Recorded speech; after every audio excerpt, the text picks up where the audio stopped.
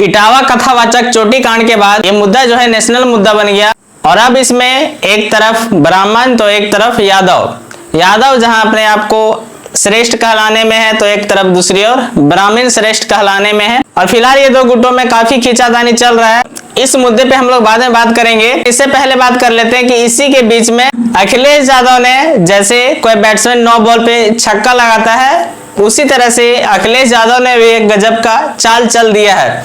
वो क्या है आइए हम लोग देखते हैं। तो इटावा कथावाचक चोटी कांड के बाद उत्तर प्रदेश में ब्राह्मण बनाम यादव के बीच सियासी घमासान मचा हुआ है। लेकिन इस जातीय घमासान के बीच सपा चीफ अखिलेश यादव पत्नी डिंपल यादव के साथ रविवार को भारतीय एस्ट्रोनॉट शुभांशु शुक्ला के घर लखनऊ पहुंचते हैं।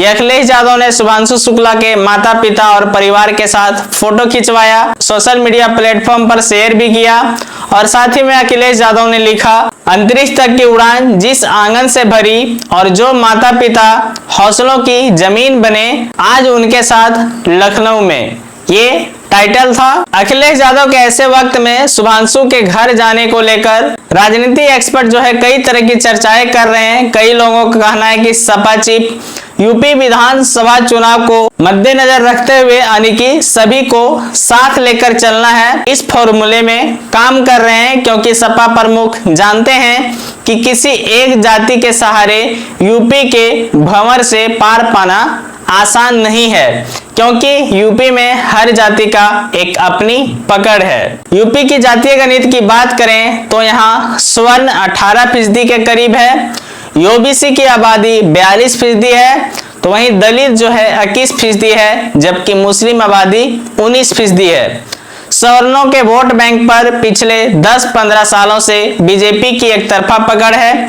ओबीसी की बात करें तो इस समूह का वोट जो है वो बटा हुआ है, जो हमेशा होता है। ओबीसी जो है वो हर जगह थोड़ा थोड़ा करके दान दे देता है, यानी कि किसी को निराश नहीं करता है। मौजूदा वक्त में समाजवादी पार्टी और एनडीए की बराबर की पकड़ ओबीसी वोट बैंक पर है।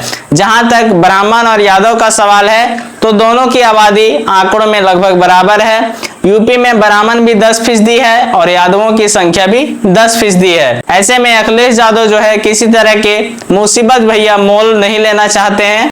बता दें कि घटना के बाद यादव समुदाय के लोगों ने इटावा में विरोध में प्रदर्शन किया और ब्राह्मणों के खिलाफ आपत्तिजनक भाषा का प्रयोग किया। इतना ही नहीं, यादव कथावाचकों से बदसलूकी के मामले में यही रेजिमेंट के लोग भारी संख्या में दांदरपुर गांव पहुंचने की कोशिश कर रहे थे। पुलिस ने उन्हें रोकने की कोशिश की तो भीड़ ने पथराव कर दिया, जिसके चलते पुलिस को लाठियां भी चलानी पड़ी। इटावा के गांव में 25 जून को घटना घटी थी, जिसमें यादव समुदाय के एक कथावाचक के साथ मारपीट की गई। आरोप है कि स्थानीय ब्राह्मण समुदाय के कुछ लोगों को यह नागवार गुजरा कि एक गैर ब्राह्मण कथावाचन कर रहा था। कथावाचक का सिर का बाल मुड़वाया, उनकी नाक जमीन पर रगड़ाई गई और उनसे माफी मांगने को मजबूर किया गया। इतना होने सब के बाद यादव कथावाचकों से बदसलूकी के मामले में यही रेजिमेंट के लोग भारी संख्या में दांदरपुर गांव पहुंचने की कोशिश कर रहे थे। पुलिस ने उन्हें रोकने की कोशिश की तो भीड़ ने पथराव कर दिया, जिसके चलते पुलिस को लाठी भी चलाना पड़ा। इसके बाद जातीय संगठन और यही रेजिमेंट के कार्यकर्ताओं द्वारा उपद्रव करने के मामले में पुलिस ने 170 से ज्यादा लोगों के खिलाफ मुकदमा दर्ज कर दिया। मीडिया रिपोर्ट के मुताबिक पुलिस ने जिन लोगों के खिलाफ केस दर्ज किया है उनमें यही रेजिमेंट के अध्यक्ष समेत 20 नामजद और 150 अज्ञात लोग शामिल हैं। सभी उपद्रवों के खिलाफ पथराव, सरकारी वाहन को क्षति पहुंचाने, हत्या के प्रयास और सरकारी कार्य में बाधा डालने इत्यादि की धाराएं लगाई गई है। आरोपियों में 19 लोग गुरुवार को ही गिरफ्तार कर लिए गए थे। इनमें से ज्यादातर 17 से 28 वर्ष के छात्र हैं। विवाद की आशंका में दांदरपुर गांव में सुरक्षा बढ़ा दी गई। कथावाचक और कथा के मुख्य यजमान की ओर से दर्ज कराए गए मुकदमे की जांच झांसी रेंज की पुलिस को सौंप दी गई है। उपद्रव के मुकदमे की जांच जिले की पुलिस करेगी। अब बात करते हैं शुभांशु शुक्ला की। शुभांशु शुक्ला भारतीय वायुसेना के ग्रुप कैप्टन हैं। वो 26 जून को इंटरनेशनल स्पेस स्टेशन पहुंचे हैं। वे 41 साल बाद स्पेस में जाने वाले भारतीय हैं। वे एक्सियम मिशन 4 के तहत 25 जून को दोपहर करीब 12 बजे सभी एस्ट्रोनॉट के साथ आईएसएस के लिए रवाना हुए थे। स्पेस एक्स के फाल्कन 9 रॉकेट से जुड़े ड्रैगन कैप्सूल में इन्होंने केनेडी स्पेस सेंटर से उड़ान भरी। ये मिशन तकनीकी खराबी और मौसमी दिक्कतों के कारण 6 बार टाला गया था।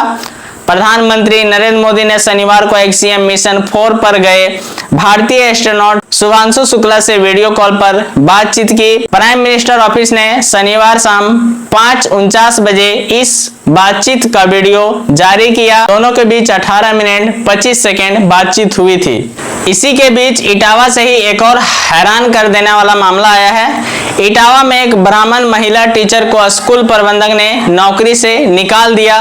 महिला टीचर उसी दांदरपुर गांव की रहने वाली है जहां 21 जून को यादव कथावाचक की पिटाई हुई थी। महिला का आरोप है कि यादव बिरादरी के कुछ युवकों ने उसकी चोटी काटने की धमकी दी।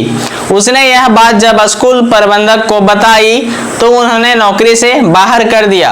8वीं क्लास में पढ़ने वाली बेटी की पढ़ाई भी रुक गई है। वह भी उसी स्कूल में पढ़ती थी जहां मां पढ़ाती थी।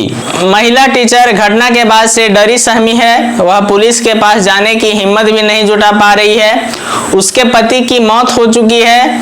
अपनी कमाई से ही वह अपना घर का खर्चा चलाती है। हालांकि इस कथावाचक की जो घटना हुई है इसकी वास्तविक सच्चाई क्या है ये शायद वहां के लोग ही जानते होंगे, लेकिन इसके पीछे लोग अलग अलग तर्क दे रहे हैं। जहां पे कुछ लोगों का यह कहना है कि जब उस कथावाचक से पूछा गया तो पहला तो उन्होंने अपना जो पहचान था वो फर्जी दिया और साथ ही उसके पास 2 आईडी मिला जिसमें दोनों में नाम जो था वो अलग अलग था। और यहाँ तक कहा जा रहा है कि वह यादव नहीं था बल्कि बौद्ध था।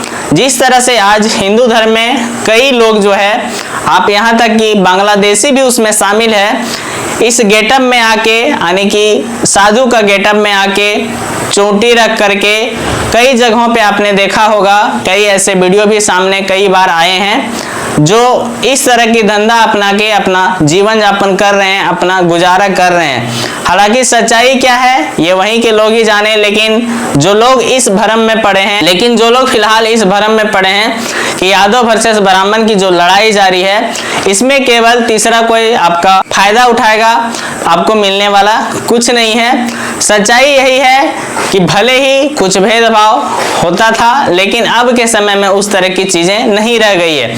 हालांकि कहीं अगर एकाध मिल जाए तो उसके लिए कानून है, सजा बराबर उसको कानून देगा। किसी को भी कानून जो है अपने हाथ में लेने की जरूरत नहीं है। आप इस चीज में फंसेंगे तो आप फंसते ही चले जाएंगे, क्योंकि वो लोग चाहते ही हैं कि हिंदू जो है हमेशा जातियों में बटे और कटे। तो चलिए आज के लिए बस इतना ही। आशा करता हूँ कि आज का जानकारी आपको अच्छी लगी तो इसे लाइक जरूर कीजिएगा। हमारे चैनल नए तो फॉलो सब्सक्राइब करना ना भूलिएगा। चलिए फिर मिलते हैं किसी अगली वीडियो में नई जानकारी के साथ। तब तक के लिए जय हिंद, वंदे मातरम।